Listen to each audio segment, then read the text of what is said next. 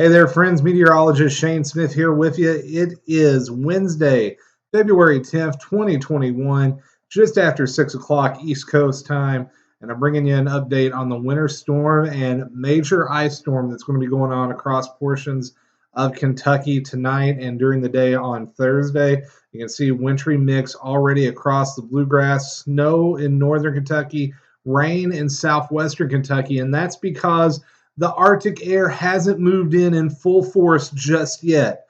We have the freezing line up around central Kentucky, just south of Lexington, extending back over towards Paducah, and that Arctic air is going to continue to dip down to the southeast over the next 12 hours. So it's really not until Thursday morning, between 6 and 9 o'clock, when we'll finally change the entire state over to freezing rain. And even down along the Virginia and Tennessee borders, we may not get much freezing rain. Those warm temperatures may hold out and win the fight, at least in the short term.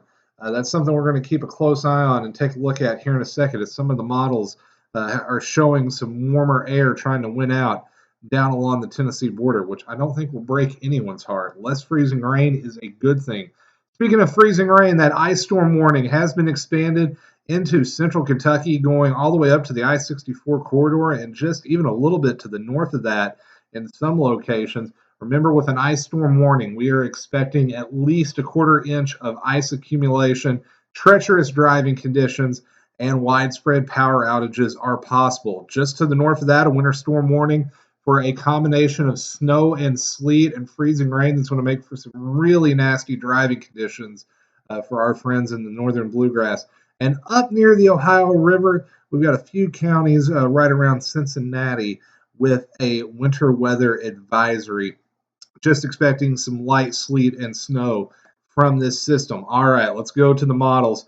Here is a look at the HRRR, the HRRR High Resolution Rapid Refresh, and it is showing that wintry mix continuing to dip down to the south and the east through the overnight. Here we are at 2 a.m. in the morning. Snow in the Bluegrass, sleet and freezing rain south of Interstate 64. Still rain along the Howell Rogers Parkway back west towards Russell Springs and points to the south and the east. And eventually that cold air begins to win out about 6 or 7 o'clock in the morning in southeastern Kentucky. But even down in the Cumberland Valley at 10 a.m., we're still seeing the potential of rain, as that warm air may get actually trapped in the valley. That's not something you see very often, but it looks like that a little bit of downsloping could help keep the temperatures warm enough to at least prevent a full changeover for some time, at least into the afternoon and evening on Thursday. And I think we will see some lingering light freezing rain and drizzle even after the bulk of the precipitation rolls out. I don't think it's until after 8, 9 o'clock tomorrow where we really start to go fully dry from this system. Here's a look at the timing from our friends over at the Weather Service office in Jackson. I really like this map. I really agree with this timing. I know it just covers their coverage area, but just stretch those lines out from east to west, and that should give you an idea in your neighborhood. So some places that'll see the changeover tonight between 11 o'clock and 3 in the morning. Irvine, West Liberty, Salyersville, Paintsville. As we go down further south near the Howell Rogers Parkway, that's going to happen between 2 and 6 o'clock in the morning. So Pikeville, Hazard, London, Somerset, probably on the tail end of that, closer to 6 a.m., and then eventually down in the Cumberland Valley between 7 a.m. in the afternoon if you change over. And their ice forecast has dropped dramatically compared to where it was earlier. They were showing a widespread half-inch earlier, now down to a tenth to a quarter of an inch. But I don't think anybody is going to mind that whatsoever. The less ice, the better. That is one forecast we hope, as we tweak it, that those ice numbers keep going down. Speaking of those ice numbers, let's see what the different models are saying. Here's the latest run of the GFS.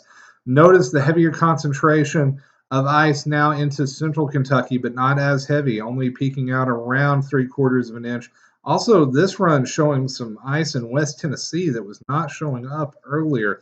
And the NAM with a similar idea, but it's on the high side of things. It's going widespread, half-inch to 3/4 of an inch. So that's kind of the range we're dealing with right now, anywhere from 1/4 of an inch to 3/4 of an inch widespread across the Bluegrass. The Her model, I really like this one. I think it does a really good job in the short term with winter weather, and it's showing 3/4 of an inch of freezing rain up near I-64 and anywhere from 1/4 to 1/2 inch in south central and southeastern Kentucky. And notice the Cumberland Valley getting very little. So let's hope that's right. So our friends down Whitley, Knox, Bell, southern Harlan County, and the lower elevations, McCreary and Wayne County, may not have to deal with as much freezing rain. And then the Canadian model, once again, showing a widespread 1/4 inch to 3/4 of an inch with the heaviest concentration back into central Kentucky. So that storm system continues to evolve. Here's the main impacts. We're going to see slick travel conditions all across the state on your Thursday. It's going to be nasty, folks. Don't get out unless you have to. A lot of schools already called out and going to virtual learning. I suspect that list will increase as we go into the day tomorrow, and especially tomorrow morning. Businesses probably going to be closed. Power outages. If you start getting more than 1/4 to 1/2 inch, they really start to become an issue. So the more ice, more power outages you will see. So let's hope this trend where some areas are now going to see less ice continues, and maybe we can bump that ice on out of here. I don't think anybody's going to complain about that. And then finally, just watch out for those slick roadways and just take care of your neighbors. If the power does go out, check on the elderly, check on the sick, social distance as you can, but just do what you need to. Make sure you got fully charged batteries for your cell phone. We got some backup batteries here. Make sure you got a light source, flashlight. If you got a non-electrical heater, if you run it, just keep it away from flammable objects. Don't run it nonstop. You do need to let that breathe. Try to circulate in some fresh air every now and then.